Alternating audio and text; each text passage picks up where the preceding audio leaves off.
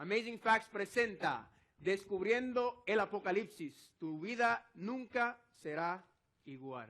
Salmo 73. Salmo 73 dice así: ciertamente es bueno Dios para con Israel, para con los limpios de corazón. En cuanto a mí, casi se deslizaron mis pies. Por poco resbalaron mis pasos, porque tuve envidia de los arrogantes, viendo la prosperidad de los impíos.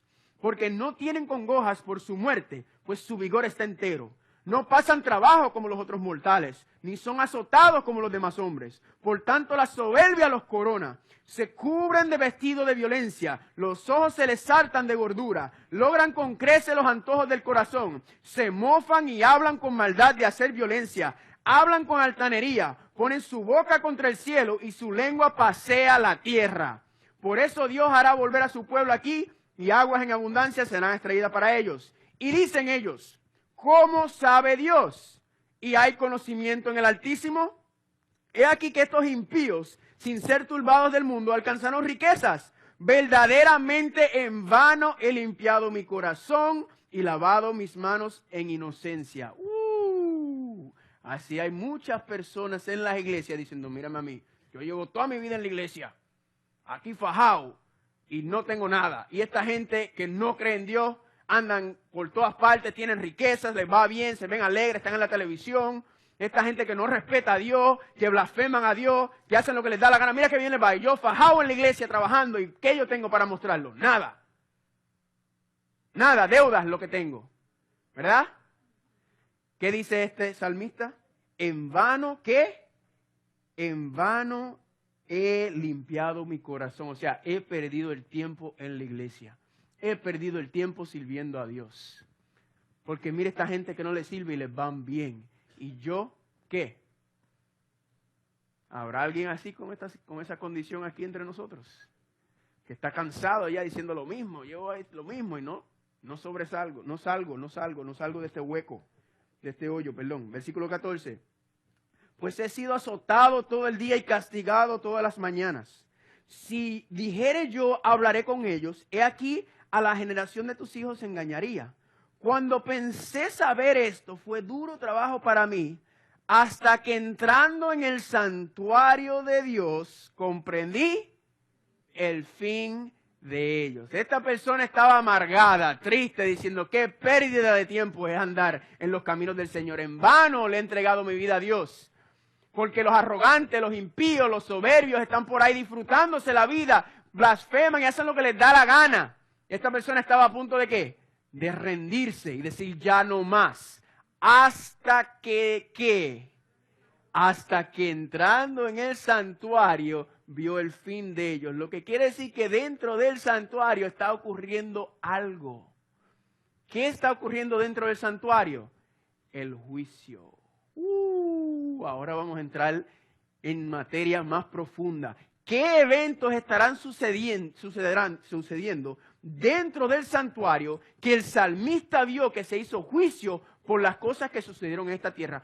¿Qué estará pasando en el santuario? Que esa gente que se negaron a vivir para Dios, que no les importó los caminos del Señor, llegó un momento en que Él dijo: su día les llegó. Se creían que se habían escapado, se creían que esta vida era así, pero su día le llegó. ¿Qué estará sucediendo? El juicio tiene 3 etapas.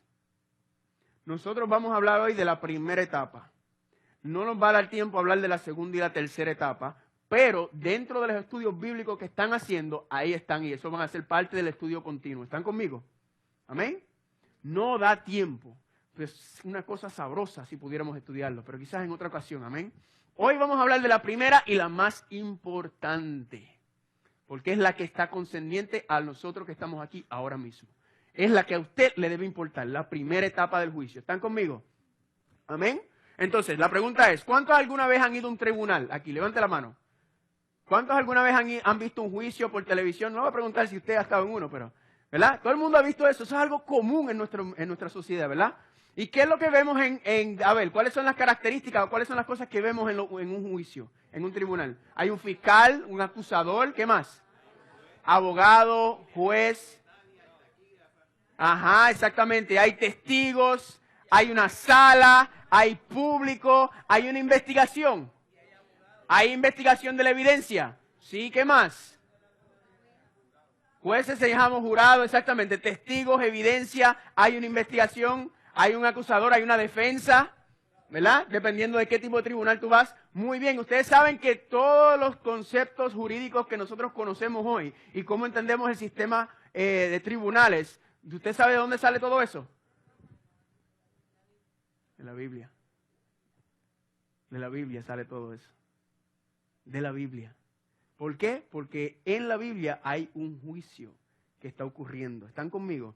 El Salmo 73, el santuario nos enseña que va a haber un juicio final para erradicar el pecado del universo y luego Dios va a establecer un reino eterno basado en el amor manifestado a través de Cristo Jesús.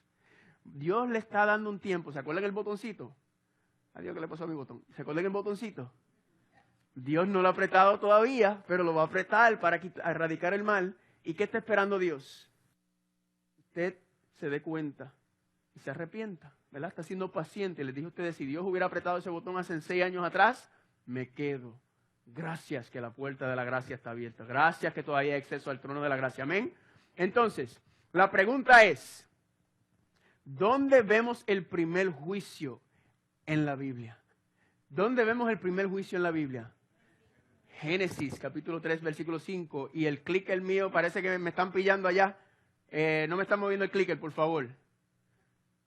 Si no, pues me mueven el próximo slide. Yo no tengo problema con eso. ¿Pillado? Ahí, gracias. Génesis capítulo 3, versículo 5. Pues Dios sabe que el día que de él comas, hablando del árbol, serán abiertos vuestros ojos y seréis como Dios, declarando el bien y el mal. Esa es la versión CMI. ¿Cuál es esa versión? Esa es la versión Carlos Muñoz Acosta. Amén. Si yo fuera a traducir una Biblia, la cual no lo voy a hacer porque es demasiado trabajo, yo no pondría la palabra sabiendo el bien y el mal, yo pondría la palabra declarando o determinando el bien y el mal. Porque Adán y Eva en ese día, cuando Dios le dijo, si comen de ese árbol, ustedes van a declarar el bien y el mal, ellos entonces tomaron en sus manos el oficio de juez. Gracias Dios. Pero nosotros podemos determinar el bien y el mal. No necesitamos que tú nos digas lo bueno y lo malo. Nosotros lo vamos a hacer. Teoría del relativismo. ¿Verdad? El relativismo. El mundo dice, nosotros no necesitamos un libro viejo que nos diga qué hacemos hacer. Nosotros estamos bien, pero Jeremías 17:9, ¿qué dice? Que el corazón del ser humano es perverso. Lo más perverso en este mundo es el corazón humano, la mente humana. Y Dios dice, no te dejes llevar por tus sentimientos y tu corazón, déjate llevar por mí. Palabra. Pero Adán y Eva declararon el bien y el mal. Y en ese momento, ¿qué pasó? Se supone que murieran. Juicio. Hubo una investigación, Dios los interrogó. ¿Sí o no? Sí, Dios los interrogó, ¿verdad? Hubo una investigación y Dios los investigó. Y fueron hallados faltos. Pero ¿qué sucedió en ese día? Dios dijo, se supone que ustedes mueran en este día, pero yo los amo tanto que ¿qué? Que en su lugar va a morir un cordero. Ahora vayan y prediquen ese mensaje, ¿verdad? Los dos predicadores más potentes, me imagino, en ese tiempo habrán sido Adán y Eva, porque vieron aquello. Ellos sabiendo, implicaban que tomaron el lugar de Dios en determinar lo bueno y lo malo, o sea, se convirtieron en jueces, en el juicio, el enemigo. Lucifer quiso sentarse también en el trono de Dios. ¿Se acuerdan de eso en Isaías capítulo 14? Me subiré a las alturas del cielo y seré semejante al Altísimo. Lucifer quiso sentarse en el trono de Dios, quiso ser juez. Y como no pudo tratar, ahora lo que está tratando de hacer es hacer que los seres humanos tengan la misma actitud. Nosotros podemos decir lo bueno y lo malo, no necesitamos que Dios nos diga. Y no se dejan llevar. Entonces, en vez de dejarse llevar por lo que la Biblia dice, se dejan llevar por lo que otra persona le dice, se dejan llevar por lo que su familia le dice, se dejan llevar por lo que sus propios sentimientos. Eso es lo que el mundo te dice. ¿Han visto eso? Sigue tus sentimientos. Si esa fuera la solución, se supone que este mundo sería mejor, pero está peor. Entonces, esa no es la solución. La solución es seguir la palabra de Dios. Amén. ¿Están conmigo? Entonces, Adán y Eva pecaron. Vamos ahora a Apocalipsis capítulo 14. Vamos a Apocalipsis capítulo 14. ¿Estamos gozando?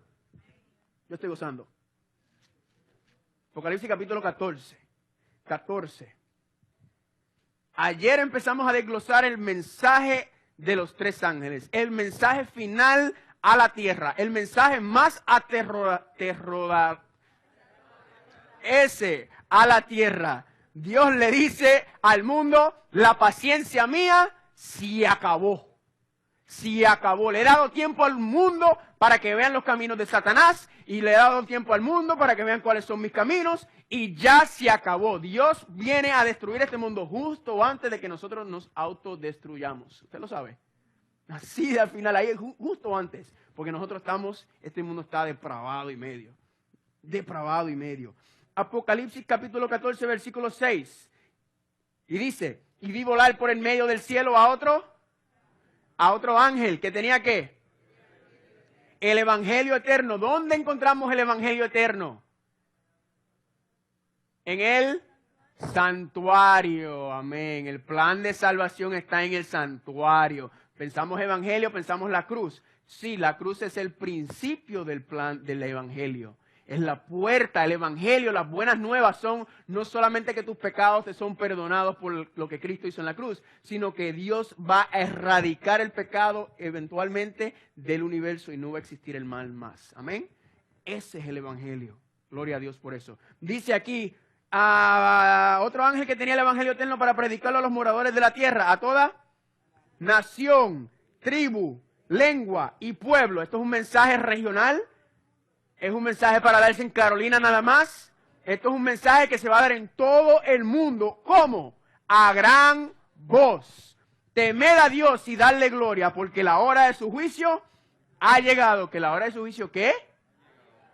Que el juicio ya empezó. Aquí dice que ya llegó. El juicio ya empezó. ¿Cómo es posible que el juicio ya empezó? No se vayan. Porque la hora de su juicio ha llegado y adorad a aquel que hizo el cielo, la tierra, el mar y las fuentes de agua. Ayer hablamos de lo que es temer a Dios, temer a Dios. Temer a Dios es ¿qué? Es estar en reverencia total entre la santidad y la pureza de Dios. Y ustedes decir, wow, qué Dios más grande que me ama tanto que envió a Cristo Jesús. Y la respuesta de ese temor es que la obediencia a su palabra, específicamente ayer vimos la obediencia a ¿qué? A sus mandamientos. Muy bien. Temer a Dios y darle gloria. Darle gloria es el tema del viernes en la noche. ¿Cómo tú, que no tienes gloria, le puedes dar gloria a Dios? Buena pregunta, ¿verdad? Aquí nos manda a darle gloria a Dios. ¿Cómo yo le puedo dar gloria a Dios si yo no tengo gloria? ¿Están conmigo? Versículo, hoy vamos a hablar de ¿qué? Porque la hora de su juicio ha llegado y mañana adorad a aquel que hizo el cielo, la tierra, el mar y las fuentes de aguas. Tema sabroso ese. ¿Cómo adoramos a aquel que hizo el cielo, la tierra, el mar y las fuentes de agua? Versículo 8. El otro ángel le siguió diciendo, ha caído Babilonia, la gran ciudad, porque ha hecho beber a todas las naciones del vino del furor de su fornicación. ¿Por qué Babilonia cae? Porque no escucha, porque no habla, porque no enseña, porque no predica y porque no vive de acuerdo al primer ángel. Babilonia quiere hacer lo que le da la gana. Quiere predicar el evangelio como le da la gana. Quiere vivir como le da la gana, no como dice la palabra de Dios. Y ahora, ¿qué le va a suceder a todos ellos que están en Babilonia? Versículo 9. Y el tercer ángel lo siguió diciendo a gran voz, si alguno adora a la bestia, a su imagen, y recibe la marca en su frente o en su mano, él también beberá del vino de la ira de Dios, que ha sido vaciado puro en el cáliz de su ira, y será atormentado con fuego y azufre delante de los santos ángeles y del Cordero. El juicio ha llegado. El juicio ya empezó. Dice Apocalipsis. Y usted dirá, ¿cómo es que el juicio empezó? ¿Cómo es posible? Pues vamos a ver otros versículos. Mateo capítulo 16, versículo 27. Porque el Hijo del Hombre vendrá en la gloria de su Padre con sus ángeles. Y entonces pagará a cada uno conforme a sus obras. ¿Cuándo es que usted va a recibir lo que usted se merece? ¿Cuando Cristo qué? Cuando Él venga. Quiere decir que cuando Él venga ya la decisión está hecha. Apocalipsis 22, 12. Y he aquí yo vengo pronto y mi galardón conmigo para recompensar a cada uno según fuere su obra. ¿Cuándo es que tú vas a recibir tu recompensa? Cuando Cristo venga. Si Él ya viene con el galardón o el premio en la mano, quiere decir que ya se determinó si usted está adentro o usted está afuera. Interesante, interesante. ¿Están conmigo? ¿Estamos gozando? Ahora, ¿dónde en la Biblia encontramos un juicio divino. Esto dirá en todas partes, desde Génesis hasta Apocalipsis habla de juicio. Sí, pero hay un día específico en la Biblia donde habla de un juicio. ¿Y es en dónde? En el santuario.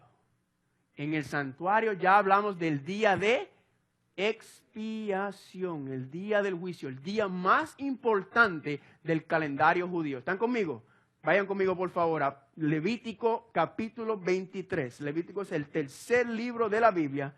Levítico 23. Levítico 23 están lo que hablamos aquella noche de las profecías concernientes al Mesías y el plan de salvación y el santuario. En Levítico 23 están las 5 fiestas de los judíos. Las 5 fiestas de los judíos.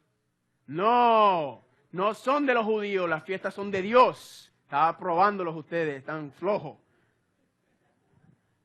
Levítico capítulo 23. Las fiestas no son de los judíos, las fiestas son de Dios, porque enseñan el plan de salvación. Amén.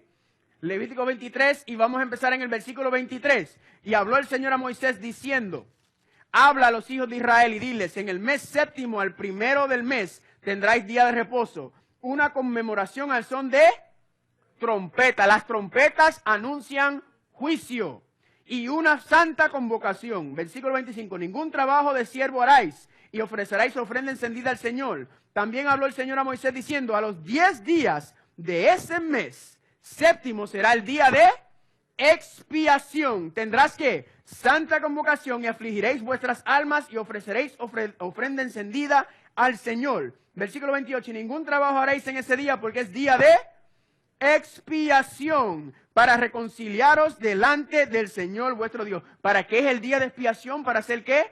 Para reconciliarlos. ¿Con quién?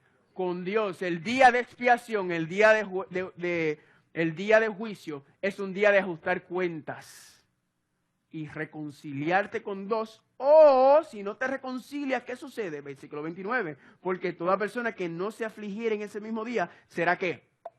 Cortado de su pueblo. Y cualquier persona que hiciere trabajo alguno ese día, yo destruiré a tal persona de entre su pueblo. Día de expiación. La palabra expiación, ¿qué significa? En hebreo es Yom Kippur. Yom es día en hebreo, Kippur es expiación. Miren aquí.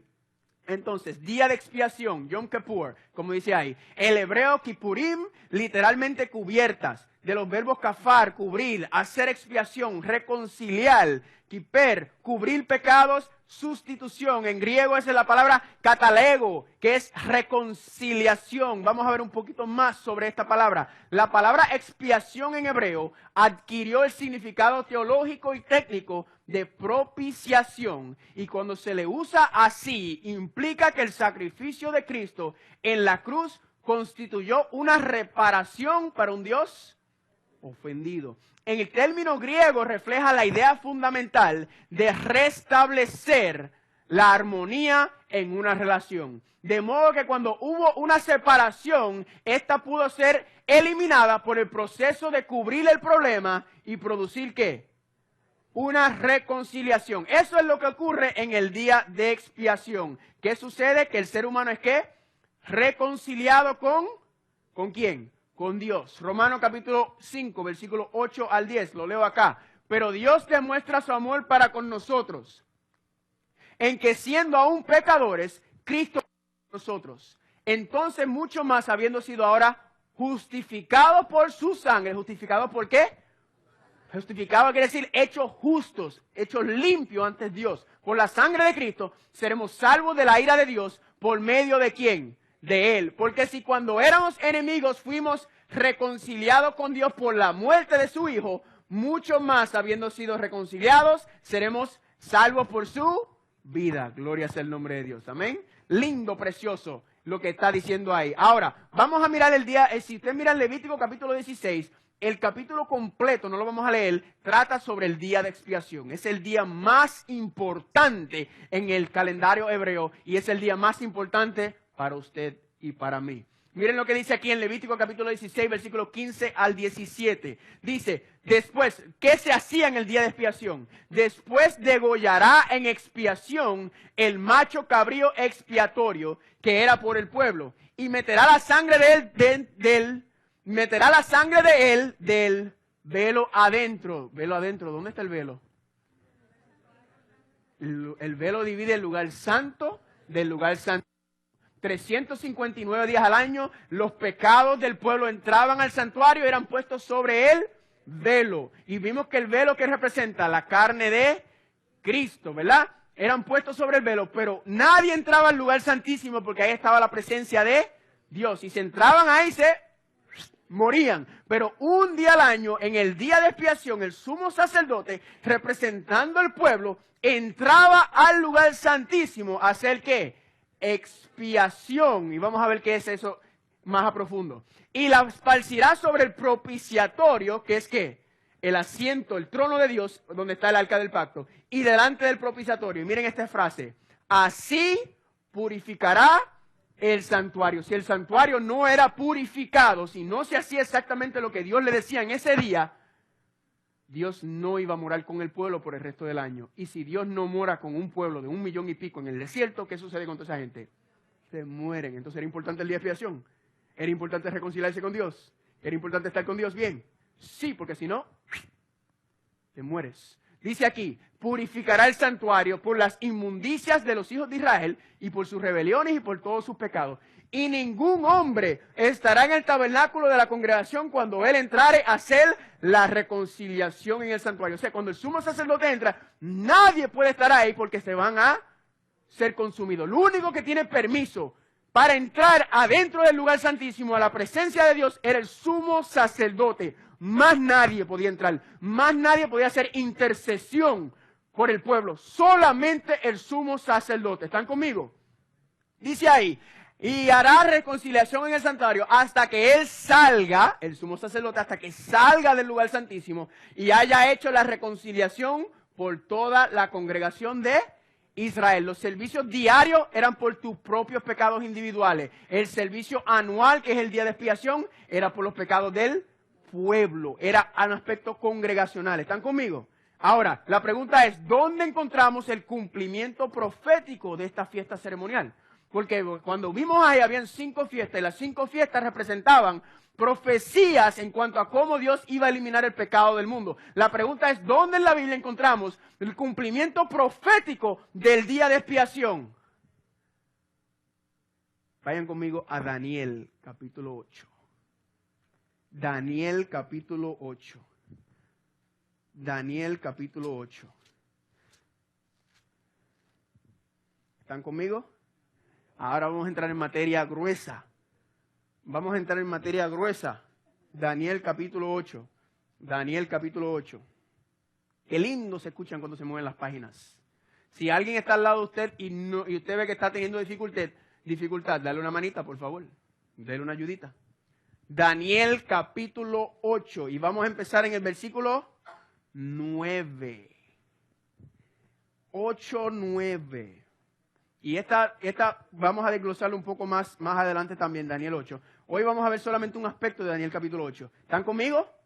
Dice, y uno de ellos salió un cuerno pequeño. Un cuernito pequeño que creció mucho al sur y al oriente hacia la tierra gloriosa. La pregunta es, ¿quién es este cuerno pequeño? Vamos a adelantarlos un poquito más para atrás. Vayan conmigo a Daniel capítulo 7.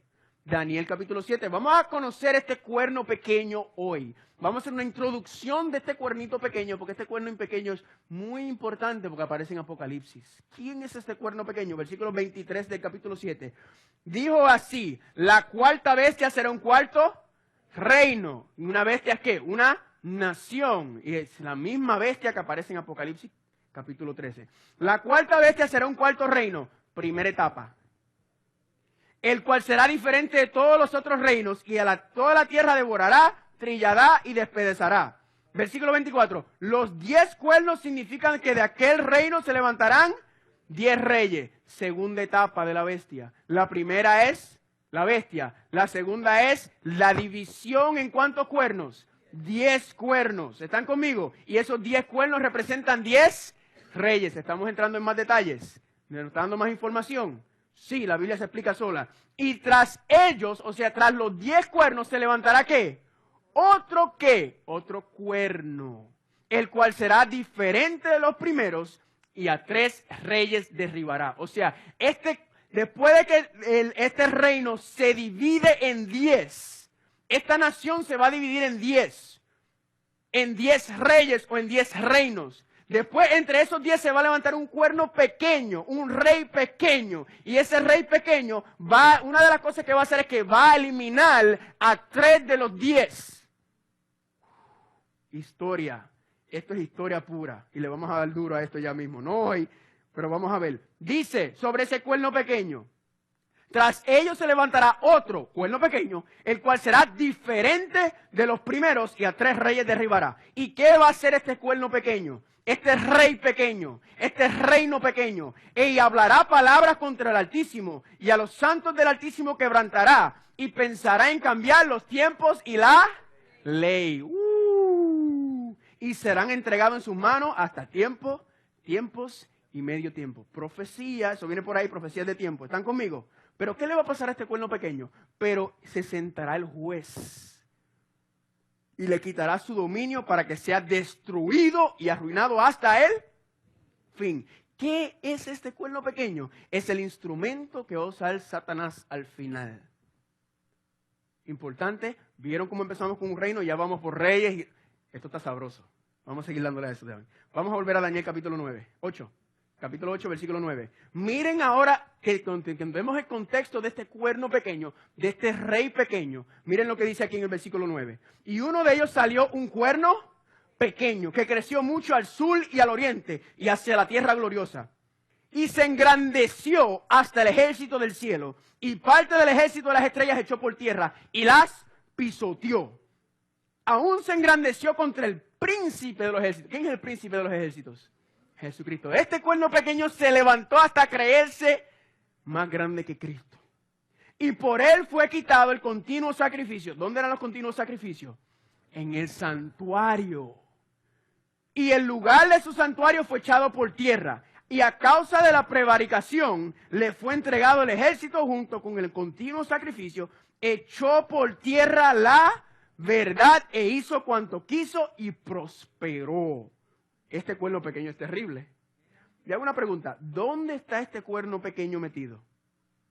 Para que él pueda pisotear el santuario, para que él pueda quitar el continuo sacrificio, para que él pueda hacer las cosas que está haciendo. ¿Dónde está él metido?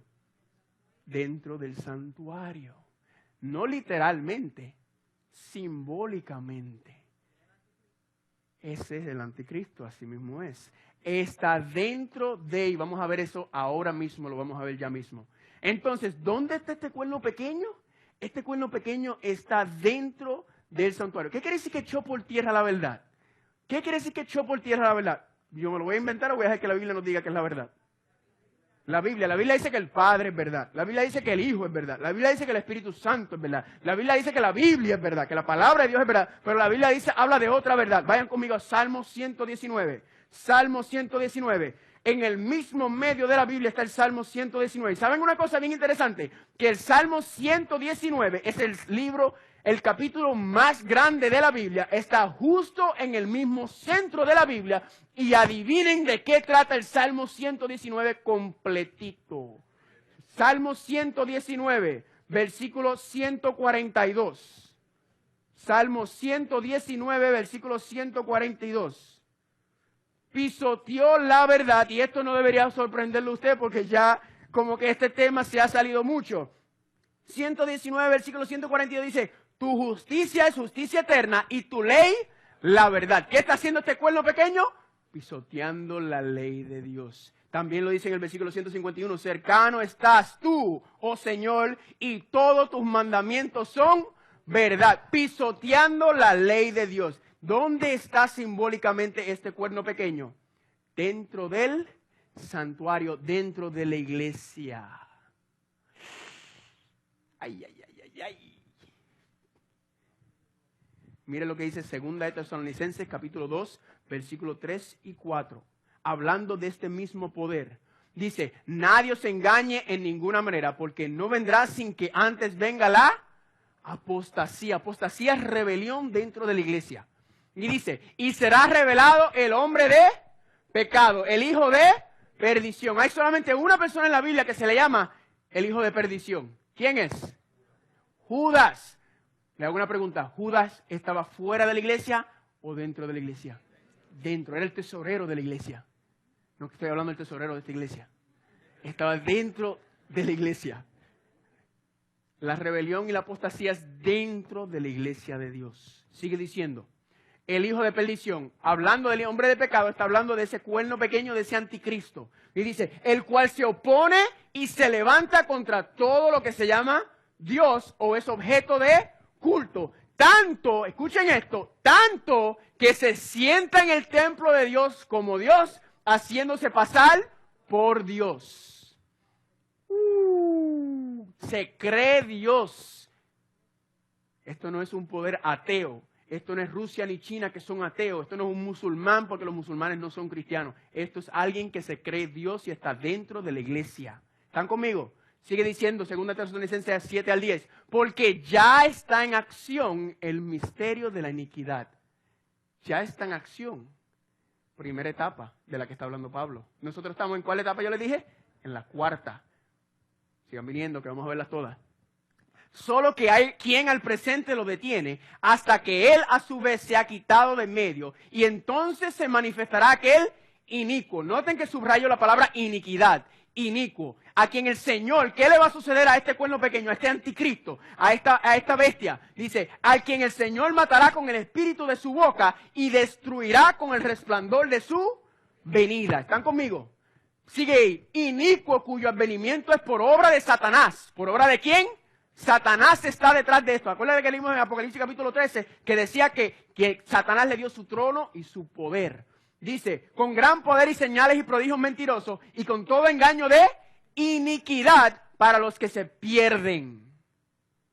La palabra iniquidad es la palabra griega anomia, que significa transgresor o violador de la ley. ¿Está la ley envuelta en todo esto, familia? Sí. El diablo no quiere que tú sepas que la ley de Dios es importante. Él no quiere que tú lo sepas, porque si no, él sabe que tú vas a poder desenmascarar sus engaños. Volvemos a Daniel capítulo 8. Volvemos a Daniel capítulo 8. Después que Daniel ve esta visión, él ve a 2 ángeles hablando. Versículo 13. Entonces oí un santo que hablaba. Y otro de los santos preguntó a aquel que hablaba, ¿hasta cuándo durará la visión del continuo sacrificio y la prevaricación asoladora entregando el santuario y el ejército para ser pisoteado? O sea, el ángel dice, ¿hasta cuándo vamos a seguir viendo a este cuerno pequeño pisotear el santuario? ¿Hasta cuándo vamos a seguir viendo a este cuerno pequeño pisoteando la ley de Dios? ¿Hasta cuándo vamos a seguir viendo a este cuerno pequeño blasfemando las cosas de Dios? ¿Hasta cuándo va a ser esto? Y la contestación es el versículo 14. Y él dijo, hasta 2300 tardes y mañanas. ¿Luego qué? Luego el santuario será purificado. Porque si está dentro del santuario haciendo todo este desajuste, dice, hay que sacar a este hombre, ¿verdad? Hay que establecer nuevamente las cosas de Dios en el santuario. ¿Están conmigo? ¿Notaron el vocabulario que se utiliza?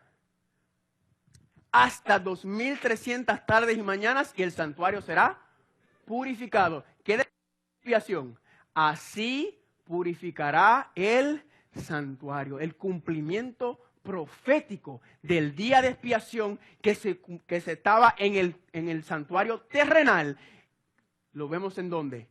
En la profecía de los 2300 tardes y mañanas o 2300 días. ¿Están conmigo? ¿Es importante entonces entender esa profecía de los 2300 días? Importantísimo, es tan importante y tan importante es ese día que nosotros vamos a solamente hacer una introducción de esa profecía, más luego vamos a verla un poquito más profundo. ¿Están conmigo?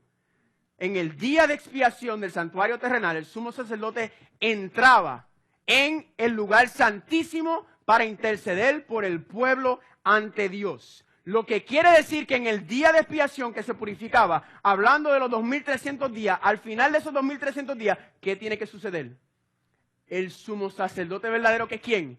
Jesucristo, tiene que entrar a qué lugar, al lugar santísimo. ¿En qué santuario? En el santuario. ¿Y qué va a hacer? Interceder. ¿Por quién? Por el pueblo de Dios. Sabroso. ¿Están conmigo? ¿Están conmigo? Asimismo, después de los 2300 días, empezó en el lugar santísimo del santuario celestial Jesucristo a interceder por nosotros ante el Padre. La pregunta es, ¿cuándo empezó el juicio? ¿Cuándo empezó el juicio? Porque para saber cuándo es que al final de los 2300 días tenemos que tener una fecha de inicio. ¿Me la tengo que inventar? Vamos a la Biblia. Vaya, yo espero que ustedes se hayan quedado en Daniel. Yo sé que me estoy saliendo. Daniel capítulo 8. Déjame volver a Daniel. Ustedes ya están ahí. Daniel capítulo 8 y vamos a leer el versículo 15. Miren esto, qué sabroso está esto. Versículo 15. Después que dice 2300 días. Y aconteció que mientras yo, Daniel, consideraba la visión y procuraba comprenderla, he aquí se puso delante de mí uno con apariencia de hombre. Y oí una gran voz del hombre entre las ribieras del Ulai, y que gritó y dijo: Gabriel, enseña a este la visión. ¿Quién era ese hombre? Versículo 17. Vino luego cerca de donde yo estaba, y con su venida me asombré y me postré sobre mi rostro. Pero él me dijo: entiende, hijo de hombre, porque la visión es para el tiempo del... Lo que quiere decir que esta profecía de los 2300 días establece que cuando empieza el tiempo del fin. Ya yo dije a ustedes que esto es matemática. Hay fecha, acontecimientos, todo está aquí. Gloria sea el nombre de Dios por la palabra de Dios. ¿Están conmigo? Brincamos al versículo 26. La visión de las tardes y las mañanas que se ha referido es verdadera, y tú guarda la visión porque es para muchos días. Eso le dijo Gabriel a Daniel. Y yo, Daniel, quedé quebrantado y estuve enfermo algunos días, y cuando convalecí atendí los negocios del rey, pero estaba espantado a causa de la visión y no la entendía. Daniel, esa información, esa visión del santuario, esa visión del cuerno pequeño pisoteando el santuario, dejó a Daniel aterrado. Él no podía creer, él no podía mirar el santuario y ver lo que estaba ocurriendo, sabiendo que el santuario es un lugar santo donde estaba la presencia de Dios. Él quedó completamente aterrado, no podía creerlo. Y sabe que Dios no le dio la fecha del inicio ahí. ¿Por qué? Porque Daniel no lo aguantaba. El Gabriel le dijo: yo voy a tener que dejar a este quieto porque si no se me va a morir aquí con toda esta información. Y al muchacho vamos a darle 11 añitos para que se tranquilice. 11 añitos le dieron para que se tranquilizara. Luego a los 11 años, adivinen quién volvió. Gabriel. Y nuevamente yo cerré mi Biblia. A Daniel capítulo 9. Daniel capítulo 9. ¿Qué sucedió en Daniel capítulo 9? ¿Qué vimos? La profecía de las ¿qué? De las 70 semanas. Ahí fue que Daniel, a los 11 años, Gabriel volvió a donde Daniel y dijo: mira, muchacho, no terminé de contarte aquello porque por poco te me mueres aquí. Hoy vengo a contarte el final de aquello. Hoy vengo a decirte sobre cuándo va a empezar qué. ¿Cuándo va a empezar aquello? Mira lo que dice aquí. El clicker se me trancó otra vez. Vamos a empezar a entrar en matemática nuevamente. Yo sé que a usted no le gusta la matemática, pero nada. El clicker, o muéveme la próxima proyección, por favor. ¿Me la pueden mover? Lo hacemos manualmente, no importa. Gracias. Ok. Daniel capítulo 9, versículo 24. 70 semanas están determinadas sobre tu pueblo y sobre tu santa ciudad. La palabra determinadas que subrayé es la palabra hebrea katak, que significa cortadas de. O sea, 70 semanas están cortadas de para tu pueblo y sobre tu santa ciudad. La pregunta es: ¿cortadas de qué? ¿Cortada de qué? De los 2300 días. Las 70 semanas son parte de la profecía de los 2300 días. En la fecha de inicio es la misma. Es la misma, pero Gabriel nunca se la terminó de decir porque el pobre muchacho le iba a dar un patatú. Y volvió y le terminó de contar, y la profecía es la misma. Ahora, la fecha de inicio de las 70 semanas tiene que ser la fecha de inicio de los 2300 días. ¿Y cuál fue la fecha de inicio de los 70 semanas? ¿Se acuerdan? La orden para restaurar y restablecer a Jerusalén. ¿Y cuál fue esa fecha? El año 457 antes de Cristo. ¿Están conmigo? Ahora, la profecía de los 2300 días. Aquí está. La profecía de los 2300 días. En el año 457 fue cuando se estableció la orden para restaurar. Aquí están las 70 semanas o los 490 años de probatoria que se le dio a la nación judía para aceptar el Mesías, para ponerse al día, pero terminó en el año 34, ¿verdad? Hasta ahí tenemos 490, pero todavía nos faltan 2300. Entonces podemos restar o sumar, o podemos simplemente hacer la matemática nosotros, porque dice que luego el santuario será purificado. Aquí viene la matemática. Si al 407 le sumamos 2300 días, ¿cuántos son 2300 días? Aproximadamente 6 años y medio, ¿verdad? La pregunta, si lo hacemos, el 457 menos 6 nos da en el año 451 antes de Cristo. Le hago una pregunta, ¿usted sabe lo que sucedió en el año 451 antes de Cristo? Absolutamente nada sucedió. Nada sucedió en ese año. ¿Saben por qué? Porque nosotros aprendimos que en profecía, ¿qué se tiene que aplicar? ¿El principio de qué? De un día profético es equivalente a un año literal. Entonces no son 2300 días, son 2300 años. Gozando. Ahora, vamos a entender cuándo empezó el tiempo del fin. Dice aquí, al 457 antes de Cristo le sumamos 2300 años. 2300 años, hay que restarlo porque el número es más grande, menos 457 nos lleva ¿a qué año? Al año 1843, pero le tenemos que sumar un año por el año 0. ¿Y qué año nos da? El 1844. El santuario será purificado. ¿Qué sucedió en el 1844? Hubo un movimiento en Estados Unidos conocido como el movimiento Millerita de Guillermo Miller, que usando los mismos cálculos que estamos usando nosotros, determinaron que el segundo advenimiento de Cristo iba a ser el 22 de octubre del 1844 a purificar la tierra. Y tú dices, ¿de dónde sacaron el 22 de octubre de 1844? Porque el 22 de octubre fue el día de expiación. Usando el calendario judío, dijeron, ese es el día que Cristo vuelve a la tierra. Y esta gente, hubo una revolución en Estados Unidos. La historia dice que 25% de los Estados Unidos estaba envuelto en alguna manera en esta profecía. Y estaba todo Estados Unidos revolcado en el 1844 con esto. Vendieron todo, dijeron, Cristo viene, porque la matemática era tan y tan y tan acertada. Y no podían fallar en los cálculos y en todo. Ellos pensaron, esto está hecho ya, Cristo viene el 1844, 22 de octubre. Y como la matemática estaba tan poderosa, todo el mundo dijo, esto tiene que ser. ¿Pero qué pasó? No estaban conscientes, este grupo de personas, de que había un santuario celestial. Al igual que Juan el Bautista y los discípulos, fueron acertados en la fecha, yo puse fecha, en la fecha, pero no el acontecimiento o el evento.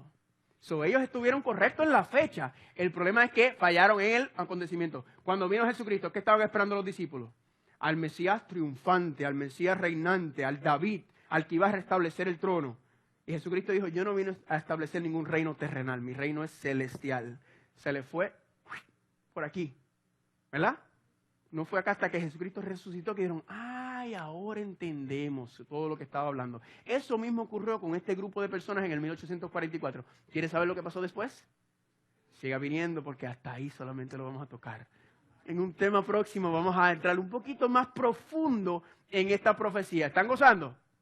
Muy bien, al igual que el sumo sacerdote en representación del pueblo entraba en el lugar santísimo, estoy resumiendo, entraba en el lugar santísimo una vez al año para ofrecer la sangre derramada de un animal inocente que expiaba o cubría los pecados del pueblo en el día de expiación y purificar o limpiar el santuario de esos pecados para reconciliar a Dios con su pueblo. Así Jesucristo entró en el lugar santísimo del santuario celestial y empezó su ministerio como sumo sacerdote real al interceder por nosotros para purificar el santuario celestial o para vindicar a los santos. ¿Están conmigo? Mucho bla bla bla lo van a tener en las notas, ¿ok? Ahora vamos a lo sabroso. Eso estaba sabroso, dime que no estaba sabroso, estaba bueno. Ahora vamos a lo bueno. ¿Cómo es el juicio? ¿Cómo será el juicio? La primera pregunta que vamos a hacer es, ¿cuántos tendrán que comparecer ante el tribunal del cielo? ¿Cuántos? Hay muchos que dicen, solamente los malos. Vamos a ver qué dice 2 Corintios capítulo 5, versículo 10. Porque es menester que algunos, todos nosotros comparezcamos ante el tribunal de Cristo. ¿Cuántos van a comparecer ante el tribunal de Cristo? Todo el mundo va a comparecer ante el tribunal de Cristo, para que cada uno reciba según lo que haya hecho, ya sea bueno o sea malo. Ay, Jesús dijo, yo vengo con mi recompensa, o también viene con el castigo. Acuérdense, esto ocurre antes de la venida del Señor, porque ya Él viene con estas cosas. Dice en Romanos 14:12, de modo que cada uno de nosotros dará a Dios cuenta de sí mismo. Cada uno de nosotros tendrá un día que pararse frente al tribunal celestial. Pero si el juicio empezó, ¿cómo nos vamos a aparentar ahí? Vamos a ver la respuesta ya mismo. ¿Están conmigo? Pregunta, ¿dónde será el juicio? ¿En dónde va a ser? Vamos a Daniel capítulo 7, versículo 9.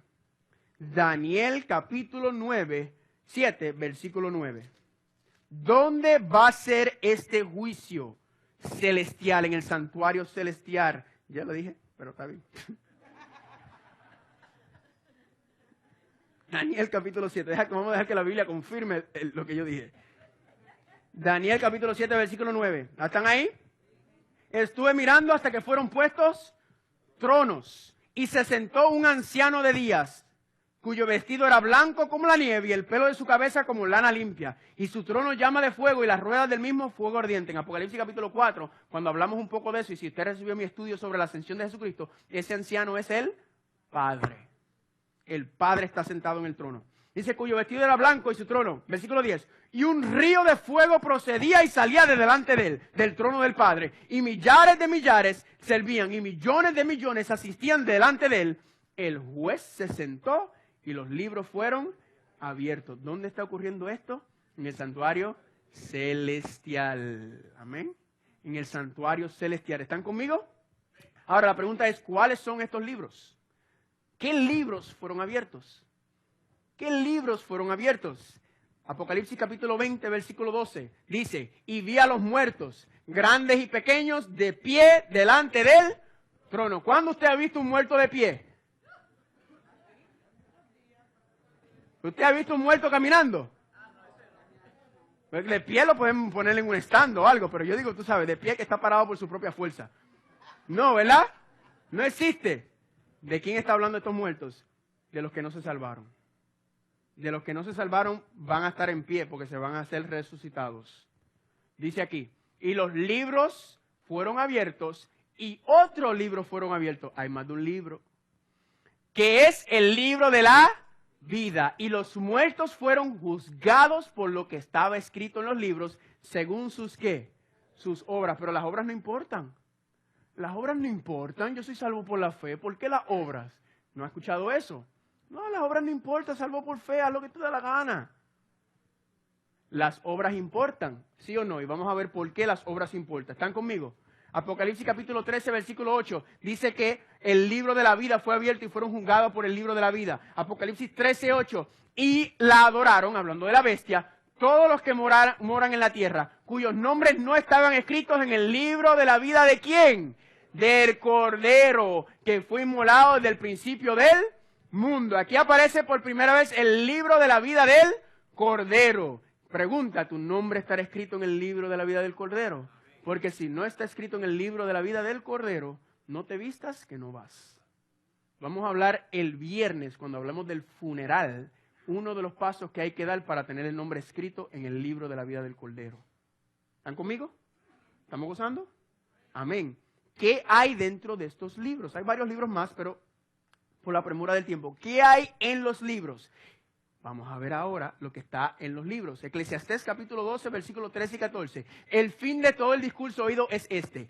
Teme a Dios y guarda sus mandamientos, porque esto es el todo del hombre. Porque Dios traerá toda obra a juicio, juntamente con toda cosa encubierta, ya sea buena o sea mala. Todo lo que tú has hecho en tu vida va a estar en el juicio tuyo. Está en un libro escrito. Todo. Alguna gente piensa, ay, ya yo fui perdonado, mis pecados están echados en el fondo del mar. Todavía no. ¿Por qué? Porque cuando miras el santuario celestial, los pecados, la sangre, ¿dónde se ponía? En el velo. ¿Y quedaban ahí hasta cuándo? hasta el día de expiación. Quiere decir que los pecados tuyos no están borrados, quizás están perdonados, pero están en un lugar. Y vamos a ver ahorita por qué todavía los pecados de nosotros están, lo bueno y lo malo está registrado todavía. Y esto es rico, por usar otra palabra. ¿Qué más? Mateo capítulo 12, versículo 35 al 37. El hombre bueno del buen tesoro del corazón saca buenas cosas. Y el hombre malo del mal tesoro saca malas cosas. Pero yo os digo que de toda palabra ociosa o vana que los hombres hablaren, de ello darán cuenta en el día del juicio. Porque por tus palabras serás justificado y por tus palabras serás condenado. Toda obra buena o mala, toda palabra buena o mala. Toda. ¿Están conmigo? De momento hablar puede poner a uno en aprietos. Ay, ay, ay, ay, ay. Todo lo que yo he dicho, Carlos, todo lo que tú has dicho está registrado. Todo lo que tú has hecho está registrado, sea bueno o sea malo. Próximo. Romanos capítulo 2, versículos 15 y 16. Ya que muestran la obra de la ley escrita en sus corazones, su conciencia dando testimonio y sus pensamientos acusándolos unas veces y otras veces defendiéndolos. En el día en que Dios juzgare los secretos de los hombres mediante Cristo Jesús. ¿El qué? La ley escrita en sus corazones. O sea, como tú hablas, depende de qué ley tú tienes en tu corazón. O tienes la ley del pecado o tienes la ley de Dios. ¿Y qué habla de los qué? Pensamientos. Todo pensamiento que usted ha tenido en su vida está registrado. Toda obra, toda palabra, todo pensamiento. Ahora usted está tratando de sacar los pensamientos malos de la cabeza, ¿verdad? Todo pensamiento. Ay, ay, ay, esto está candela. Jeremías capítulo 2, 22. Mira lo que le dice Dios a ustedes. Aunque te laves con lejía y amontones jabón sobre ti, la mancha de tu pecado permanecerá aún delante de mí, dice el Señor. No importa lo que tú trates de hacer, no importa si ahora mismo te dice yo no quiero tener pensamientos malos, no puedes hacer nada, tu pecado está registrado. Todo lo que tú has hecho, todo está ¿qué? Registrado. Ahora la pregunta, Carlos, ¿por qué mis obras serán juzgados si yo soy salvo por gracia?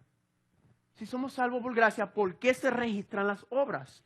Santiago capítulo 2, versículo 17 al 20, dice así: así también la fe, si no tiene obras, es muerta en sí misma. Pero alguno dirá, tú tienes fe y yo tengo obras. Muéstrame tu fe sin tus obras y yo te mostraré mi fe por mis obras o a través de mis obras. Tú crees que hay un Dios, bien haces, también los demonios creen y tiemblan. El creer no es lo que hace la diferencia. Mas quieres saber, oh hombre vano, que la fe sin obras es muerta. Las obras son una muestra de tu fe.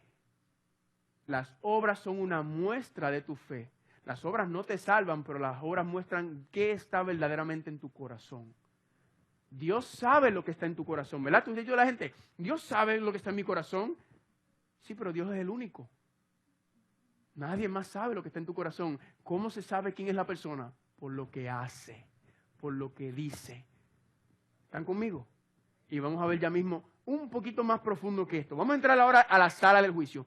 Ya sabemos que la sala del juicio es ¿dónde? El santuario celestial. Ahora, ¿quién es el juez? Los testigos, el abogado defensor y el acusador. Vamos a empezar.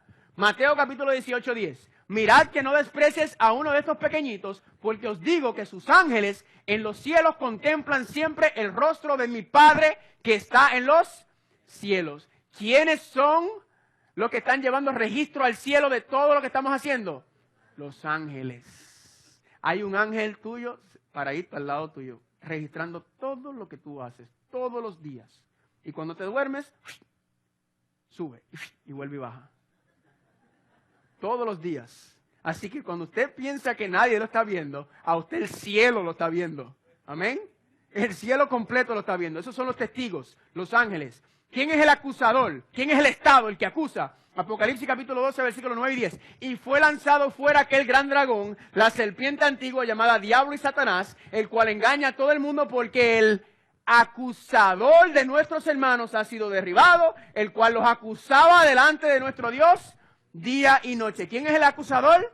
El diablo. ¿El diablo qué está haciendo? No dejen que estos seres humanos suban allá arriba. No los dejen porque mira lo depravado que tienen este mundo. Tú vas a dejar que esta gente depravada, con unas mentes tan podridas que suban al reino de los cielos. No, no, no, no, no, no, no, no, no. Esto es un desastre. El diablo sabe que él está sentenciado. Ahora él quiere sentenciarlo a usted también. No, no dejen que esta gente suba al reino de los cielos. Acusando al pueblo de Dios día y noche. Juan capítulo 5, versículo 22. Porque el Padre a nadie juzga, sino que todo el juicio encomendó ¿a quién? Al Hijo. Y usted preguntaría, ¿por qué Jesucristo es el juez? Bien sencillo. Imagínense que usted se para frente al tribunal y el Padre le dice, usted es culpable. ¡Pum! Y él le, eso es fácil para ti decirlo porque tú estás sentado en tu trono y tú eres un Dios santo y divino. Tú no tuviste que vivir en esta carne. Tú no tuviste que nacer en pecado. Tú no tuviste que pasar por todas estas cosas. Eso es fácil decirlo porque tú eres perfecto. Pero ahí se levantan acá. Yo soy el Hijo y yo sí viví en esa carne y nací en esa carne. Amén. Yo sé lo que es vivir en la tierra y yo vencí. Amén. Así que a mí no me vengas a argumentar. No se lo digas al Padre, mírame a mí, porque yo sí viví en la tierra. Por eso es que Jesucristo es el que juzga. Amén. El Padre también es juez, no se equivoquen. Pero el Padre le concede a Jesucristo el juicio en cuanto a la tierra. Amén. Porque la tierra es de Cristo Jesús. Amén. Entonces, Primera de Juan capítulo 2, versículo 1. ¿Quién es el abogado? Sabemos que el juez es Jesucristo. ¿Quién es el abogado? Hijitos míos, estas cosas os escribo para que no pequen. ¿Podemos estar sin pecar? Sí. Todo lo puedo en Cristo que me fortalece. Vamos a hablar de ese tema más después. Y si alguno hubiere pecado, abogado tenemos para con el Padre, a Jesucristo el justo. Familia, el juez es Jesucristo y el abogado es Jesucristo. Eso está gano. Eso está gano si tienes a Cristo de tu lado. Está gano ese caso, amén. El juez y el abogado es Jesucristo. ¿Quién es la audiencia? Falta la audiencia, ¿verdad? Necesitamos una audiencia en este tribunal. ¿Quién es la audiencia? Porque somos hechos, 1 Corintios capítulo 4, 9, porque somos hechos espectáculo ¿a quién? A los mundos. La palabra griega cosmos. Y a los ángeles y a los hombres. ¿Dónde están los hombres? Aquí en la tierra. ¿Dónde están los ángeles? En el cielo. ¿Y los mundos? ¿Quiénes son? El resto del universo está mirando todo lo que acontece aquí. Nosotros somos, y no me gusta usar esta frase, pero lo voy a usar, nosotros somos la telenovela del universo. El resto del universo está mirando la tierra para ver qué sucede aquí. Y usted dirá, ¿el resto del universo? Hebreos capítulo 1, versículo 2. En estos posteriores días nos ha hablado por su Hijo, a quien constituyó heredero de todo, por quien asimismo hizo el universo. ¿Usted cree que este universo, que los científicos dicen es infinito, que hay billones y billones y billones de planetas en una galaxia, y hay billones y billones y billones de galaxias, infinitas galaxias, que nosotros somos los únicos aquí? Por favor, miren esta tierra nada más, la flora y la fauna, la cantidad y la variedad que hay de insectos, de animales, de mamíferos, ¿y usted cree que nosotros somos los únicos? No, jamás en la tierra, pero todo el mundo se tuvo que apartar de nosotros para que no se contaminaran. ¿Quién? El mundo, el universo está mirando lo que está aconteciendo aquí. Porque ningún otro mundo aceptó la rebelión de Satanás. Solamente fue la tierra. Pero por esta tierrita, por esta gentecita que está aquí, el Dios creador del universo se hizo hormiga. ¿Se acuerdan el ejemplo de la hormiga? Se hizo hormiga para siempre. Para siempre. ¿Están conmigo? ¿Quién es la audiencia? También tengo otro versículo sobre la audiencia. Porque para la multiforme sabiduría de Dios se ha dado a conocer por la iglesia a los principados y potestades, ¿en dónde? En los lugares celestiales. El juicio no es para probarle a Dios que tú mereces entrar al reino de los cielos. Vamos a hacerlo bien claro. Dios sabe si tú te vas a salvar o no, ¿cierto o falso? Y mucha gente dice, pero como Dios lo sabe, entonces no yo. Yo dije que Dios lo sabe, yo no dije que Dios es el que determina. Tú determinas si tú entras al reino de los cielos, no Dios. Dios lo que hace es que Él sabe si lo vas a hacer. Y te prepara el camino para que vayas por el lado bueno, pero la decisión es tuya. Porque Dios sepa si tú te salvas o no, no quita que la decisión sea tuya. ¿Están conmigo? Ahora, Dios sabe si tú te vas a salvar o perder, pero el resto del universo no. El resto del universo no conoce tu corazón. El resto del universo no conoce lo que tú piensas. El resto del universo y los mundos que no han caído y los ángeles que solamente pueden mirar tus obras. y basado en tus obras es que ellos van a saber si tú verdaderamente estás en el Señor o si no. ¿Están conmigo? Ya Dios sabe, pero el resto del universo no puede leer tu corazón. El juicio es para el resto del universo. Dios incluye a toda su creación en las decisiones que toma. Por eso, si tú notas en Apocalipsis capítulo 4, cuando habla de los 24 ancianos, ¿qué hace un anciano en una iglesia? El anciano es el que ¿qué? El que ¿qué? Ayuda al pastor. ¿Quién es el pastor? Dios. ¿Y qué hacen los 24 ancianos simbólicamente? Ayudando en la administración del universo. Qué lindo es Dios. Él no dice esto es así, esto es así. Él une a sus hijos y dice, hijos, ¿qué quieren hacer? ¿Cómo vamos a regir el universo? Amén. Eso es un Dios inclusivista. Siempre. Los 24 ancianos ayudan a la administración del universo, así como los ancianos ayudan a un pastor en la administración de una iglesia. Lucifer difamó el carácter de Dios en el cielo, pero Dios fue vindicado ante el universo, en la cual mostró el amor supremo con el sacrificio supremo en Cristo Jesús. Amén. Quedó en tela de juicio si Dios era tan bueno como se había dicho, pero la cruz del Calvario cerró todo ese argumento. Amén. El universo dice, Dios es bueno y Dios es amor. Ahora, el juicio del santuario va a vindicar su nombre antes los hombres a través de la vindicación de su pueblo.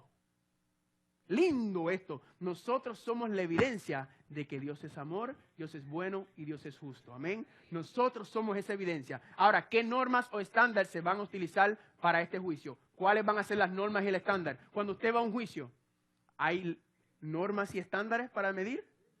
Sí. Juan capítulo 12, versículo 48. El que me rechaza y no recibe mis palabras, tiene quien le juzgue. La palabra que he hablado, esta le juzgará en el día final. ¿Qué cosa te va a juzgar? La palabra de Dios. Específicamente, ¿qué parte de la palabra de Dios? Santiago 2, 8 al 12 dice así, si en verdad cumples la ley real, conforme a las Escrituras, amarás a tu prójimo como a ti mismo, bien haces, pero si no haces acepción de persona, cometes pecado. ¿Pecado es qué? Transgresión de la ley. Y si sois convictos por la ley como transgresores, entonces, porque cualquiera que guardare toda la ley, pero ofendiera en un punto, se hace culpable de todos. Porque el que dijo no cometerás adulterio, también dijo no matarás. Ahora bien, si no cometes adulterio, pero matas, ya te has hecho transgresor de la ley. Así hablad y así haced, como los que habéis de ser juzgados por la ley de la libertad. ¿Cuál es la ley de la libertad o la ley real? Los 10 mandamientos. Le voy a dar un ejemplo perfecto. Yo voy ante un tribunal y me acusan de asesinato. Carlos Muñoz, usted según el Código Penal tal y tal y tal, usted cometió homicidio, se hace el juicio, los testigos, se investiga, se hace todo y yo salgo culpable. Yo le digo, juez, es verdad, yo maté a esa persona, pero yo no he robado, yo no he mentido, yo pago mis impuestos, yo no le pego cuernos a mi mujer. Y el juez que va a decir, haberlo dicho antes, perdimos el tiempo aquí, vete para tu casa, muchacho. ¿Eso es lo que va a pasar? No, porque ¿qué violé? Toda la ley. Porque la ley no es un pedazo, es un conjunto. Es el trono de Dios, está sobre la ley, el fundamento del gobierno. Y en nuestro sistema no cambia, es que la ley. ¿Están conmigo? Hay mucha gente que dice, no, estos mandamientos no importa, el otro no importa. Ok, eso es lo que dice ahí. Eso no es lo que dice ahí. ¿Están conmigo? Apocalipsis capítulo, ¿quieren ver algo sabroso? Les voy a dar, esto fue un bono que le puse. Apocalipsis 11, 17 al 18. Estos son versículos paralelos. Y tu ira ha venido y llegó el tiempo de juzgar a los muertos y de dar la recompensa a tus siervos los profetas, a los santos y a los que temen tu nombre y de destruir a los que destruyen la tierra. El templo de Dios que está en el cielo fue abierto, el santuario celestial fue abierto. ¿Y qué se vio? Se vio el arca de su pacto, se vio en el templo. ¿Por qué se vio el arca del pacto? Porque ¿qué acaba de pasar? El juicio. ¿Y Dios viene a qué? Jesús viene a qué? A darle recompensa. Quiere decir que el juicio ya se acabó. Y dice aquí, ¿y hubo qué? Relámpagos, voces, truenos y un terremoto y una fuerte granizada. Miren el versículo paralelo a Apocalipsis 16, 17 y 18. Y el séptimo ángel derramó su copa en el aire. Y una gran voz salió del templo del cielo diciendo, del trono, diciendo, hecho está. Cuando Jesucristo estaba en la cruz, ¿qué dijo? Hecho está, porque ¿qué había terminado? Su obra de redención. Ya pagué. La paga del pecado por el ser humano está pago. Hecho está. Aquí, ¿qué está haciendo? ¿Qué terminó Jesucristo aquí? Su obra como sumo sacerdote, intercediendo por el pueblo de Dios. Amén. Se acabó el juicio, se cierra ya todo. Todo se cierra. ¿Y qué sucede? Hecho está, entonces hubo relámpagos, voces, trueno y hubo un gran terremoto, tal como no lo había habido desde que el hombre está sobre la tierra. Fue tan grande y poderoso terremoto. ¿Qué está diciendo? Que cuando se acabe el juicio, cuando cierre todo y se acabe, ¿qué va a hacer Cristo? Voy por mi pueblo, amén. Voy a recoger ahora a los que se fueron hallados aquí en buen estado, en buen ánimo. ¿Están conmigo?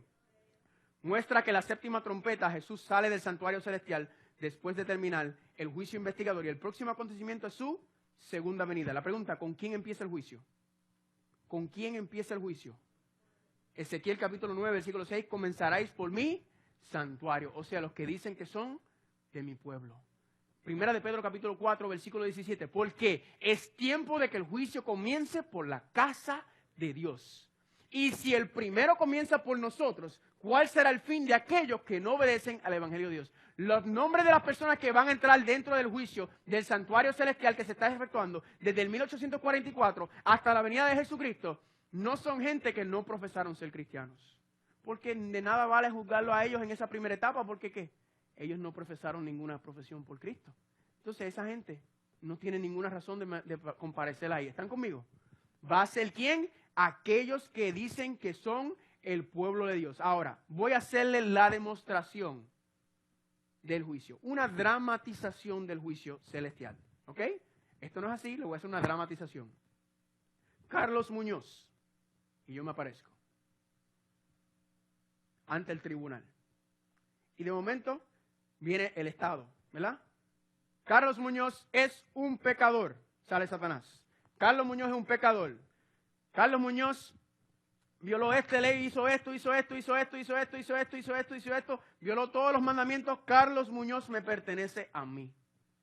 ¿Y qué yo puedo hacer? Bajar la cabeza. ¿Por qué? Porque es cierto todo eso. Yo cometí todos esos pecados, yo violé todo eso. Yo no puedo decir nada. Bajo la cabeza. Y Satanás termina. ¿Terminó?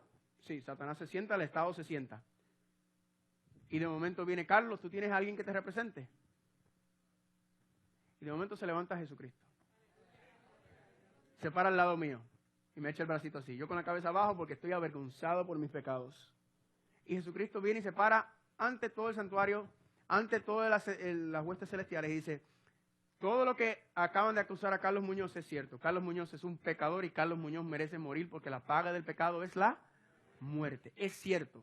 Sin embargo, toda esta ristra de pecados que Satanás le sacó, que son ciertos, ya fueron pagadas con mi propia muerte. Carlos Muñoz no tiene registro de pecados. ¿Y qué hace Jesucristo? Rompe el papelito y lo tira. Esos pecados ya están pagados. Ahora, yo tengo un papelito y Jesucristo saca y tiene un papelito en blanco y dice, este es el registro mío, que es perfecto porque yo nunca pequé.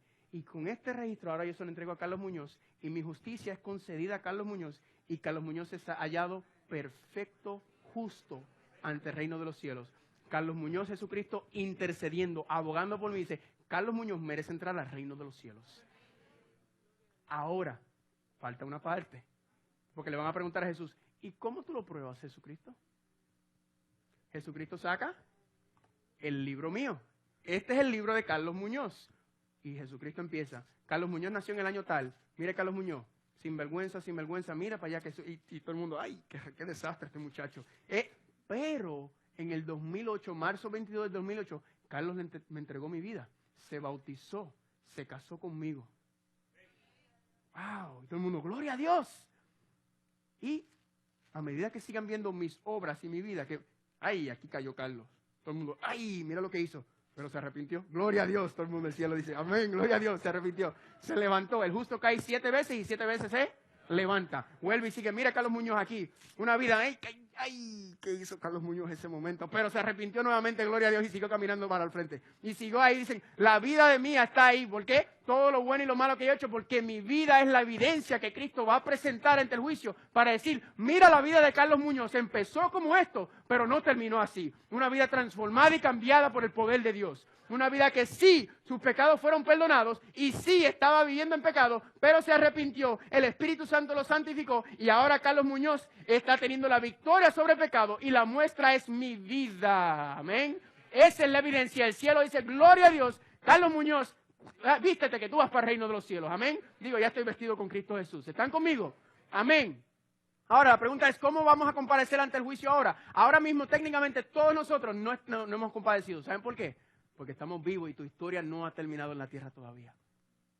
Todavía no se ha terminado de escribir tu libro. Lo que están antes de arriba es que nosotros simbólicamente vamos a ser representados por un libro. Jesucristo tiene los libros de todos nosotros allá arriba. Las personas están muertas. Cristo está representando cada uno. Yo tengo el libro de fulano de tal. Todas las personas que murieron, desde Adán y Eva, desde Abel, que fue el primero que murió, hasta el último que murió hoy. Esos casos van subiendo. La pregunta es, ¿y tu vida qué va a reflejar? Tú tienes un abogado. Ahora, ¿qué va a pasar si tú te paras ahí y Satanás te acusa y te acusa, te acusa, te acusa, te acusa? Y de momento tú vienes y dices, ¿y usted tiene abogado? Y usted no tiene a Cristo Jesús. No tengo abogado. Lo siento. Usted tiene que pagar por sus pecados y la paga del pecado es la muerte. El que no tiene a Cristo Jesús como su abogado intercedor tiene que pagar por sus propios pecados. Aquel que haya llevado su pecado al santuario celestial, ¿está qué? Está perdonado, está cubierto. La justicia de Cristo Jesús me cubre ante el Padre. Ahora el Padre no te ve a ti, sino ve a Jesucristo en ti. Amén. Pero tu vida tiene que mostrar ese cambio. Tu vida tiene que ser, dice 2 Corintios capítulo 5, versículo 17 al 21, de modo que si alguno está en Cristo, nueva criatura es. Las cosas viejas pasaron, y aquí que todas son hechas nuevas, y todo esto proviene de Dios, ¿quién qué? Quien nos reconcilió consigo mismo, ¿por quién? Por Cristo Jesús. Alabado sea el nombre de Dios. De manera que Dios estaba en Cristo reconciliando consigo al mundo, no tomándoles en cuenta a los hombres sus pecados. Al que no conoció pecado, lo hizo pecado. ¿Por quién? Por nosotros, para que nosotros fuéramos hechos justicia de Dios en Él. Gloria sea el nombre de Dios. Qué lindo es eso. Le pegamos una pregunta. ¿Hay alguien más que puede interceder por ti ante el Padre? Nadie puede interceder por ti porque nadie vivió una vida perfecta. La Biblia dice que el único que no tuvo pecado fue ¿quién? Cristo Jesús. Entonces, ¿quién es el único que puede abogar por ti? Jesucristo. 1 de Timoteo capítulo 2 versículo 5. Me estoy emocionando. Porque hay un solo Dios y un solo mediador entre Dios y los hombres, Jesucristo hombre. La palabra griega mestitres es entre medio de intercesor, reconciliador. Nadie más puede abogar por ti porque nadie más vivió una vida perfecta como Jesucristo. Nadie, solamente Jesucristo. Amén. ¿Están conmigo? Ahora, ¿cuántas partes tiene el juicio? Tiene la parte de la investigación, tiene la parte de la evidencia, tiene el juicio y tiene la sentencia. La sentencia es la parte que me hubiera encantado hablar contigo, pero está en los estudios, sigan viniendo. ¿Cuál es el propósito del juicio? Bien sencillo. Perdón, miren este versículo está sabroso. Dice aquí, por tanto, teniendo un gran sumo sacerdote, ¿un qué?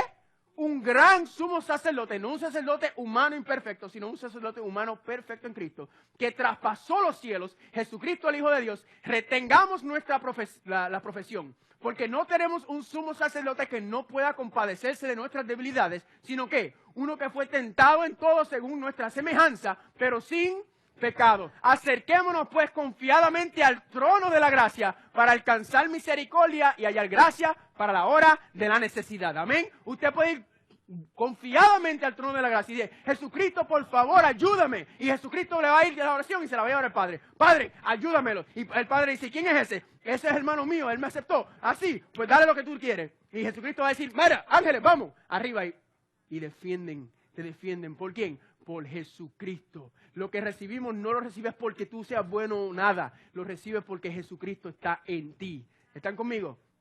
¿Cuál es el propósito del juicio? Mateo 13 del 30 y 38 al 42. Dejad crecer juntamente lo uno el trigo y la otra la cizaña hasta la siega. Y al tiempo de la siega yo diré a los segadores, recojan primero la cizaña y atadla en manojos para quemarla, pero recoged el trigo en en mi granero. ¿Y qué más dice? Enviará al Hijo del Hombre a sus ángeles y recogerán de su reino a todos los que sirven de tropiezo y a los que hacen, los que violan la ley.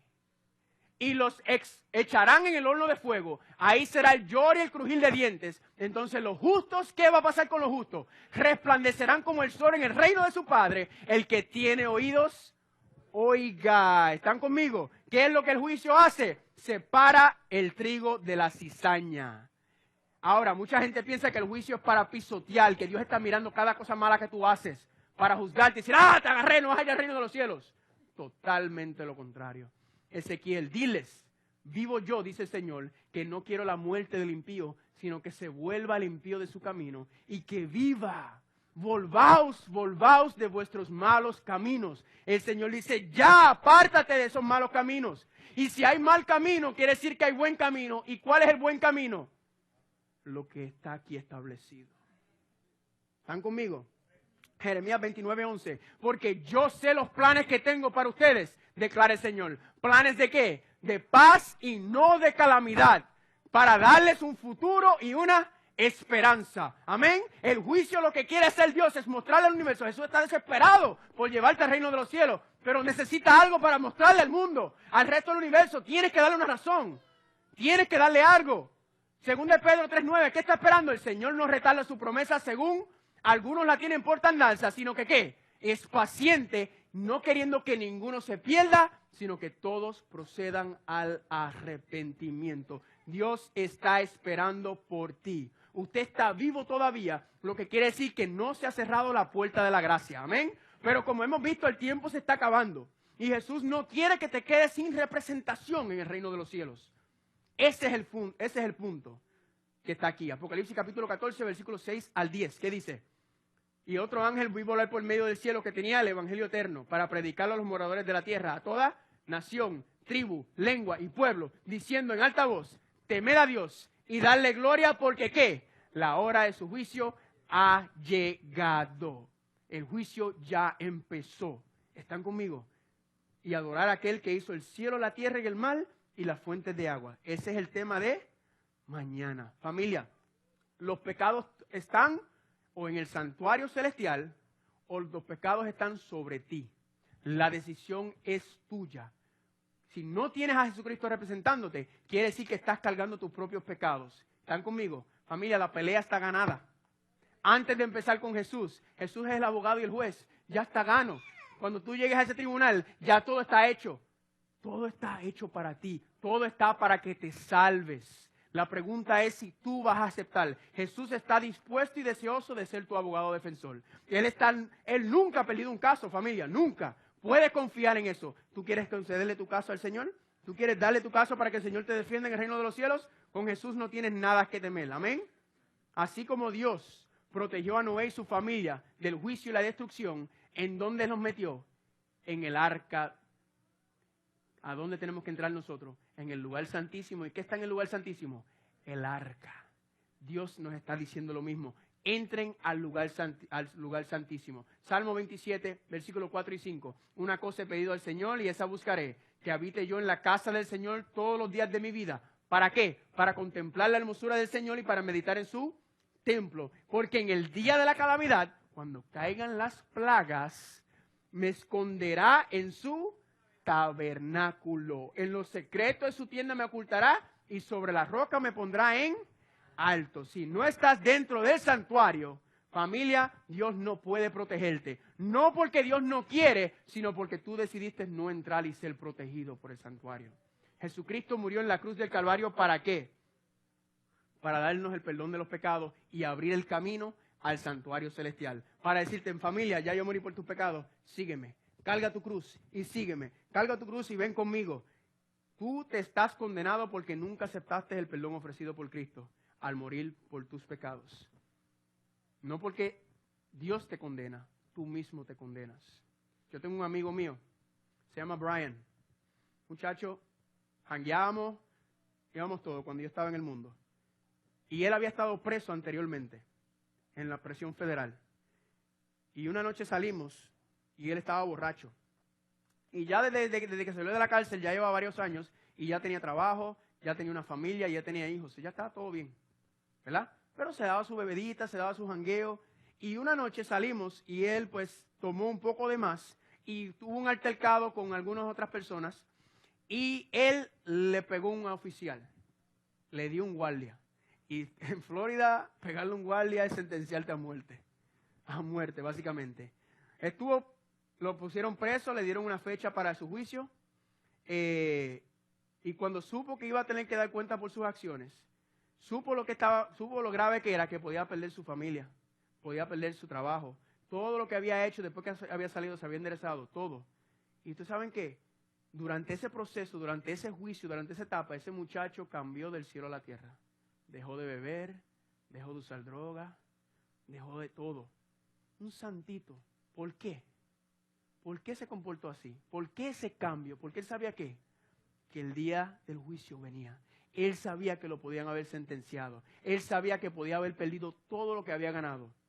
Y se dio cuenta de que por una estupidez, por una tontería, ¿por qué? Él dijo, mira, por yo estar bebiendo, yo podía haberlo perdido todo. Él dijo, no vale la pena, yo no voy a beber más, no voy a usar más droga. Y lo dejó todo. Amén. ¿Por qué? Porque él se dio cuenta. Le dieron, gloria a Dios, solamente le dieron 5 días en la cárcel. 5 días nada más, mantuvo todo, y ese muchacho hasta el sol de hoy no bebe, no fuma, y eso fue hace como casi 5 o 6 años atrás. La pregunta es, ¿cuál es tu actitud ahora ante el juicio? El juicio viene por ahí, los registros tuyos están ahí. La pregunta es, ¿qué vas a hacer con tu vida? Si tú vas a seguir viviendo como si nada, o si le vas a dar la oportunidad a Cristo Jesús de ser tu abogado y tu defensor. Te voy a dar una oportunidad hoy de tomar esa decisión. Si tú deseas que Cristo Jesús te defienda en el santuario celestial, ante el juicio celestial, y tú deseas que Él sea tu abogado, y no tener el Estado acusándote, pero tú quieres que Cristo te represente, yo te pido que te pongas en pie en el nombre de Cristo Jesús. Si ese es tu deseo, ¿cuál será nuestra actitud sabiendo que pronto Jesucristo vendrá? ¿Cuál será nuestra actitud? Esa es la pregunta que nos vamos a hacer. ¿Amén? Me quitaste el clicker. Anyway, el tema de mañana. El tema de mañana es la verdadera adoración en el Apocalipsis. Vamos a terminar con el primer ángel mañana. ¿Están conmigo? Y ahora lo podemos leer, no está allá arriba, pero yo les voy a decir algo. Quizás yo hablé muy rápido en el día de hoy. Quizás usted no se acuerda mucho. Hoy en día van a tener el estudio bíblico, caso cerrado. Lo saquen por ahí, contesten, tráiganlo. Le voy a enviar mis notas también sobre este tema. Amén. Y todo eso. Pero si usted se va de aquí, quizás todo le entró por un oído y le salió por el otro. Pero yo quiero que nunca te olvides de una cosa y de una promesa que no está ahí, pero la vamos a leer. Yo creo que ustedes se la saben. ¿Se acuerdan de ella?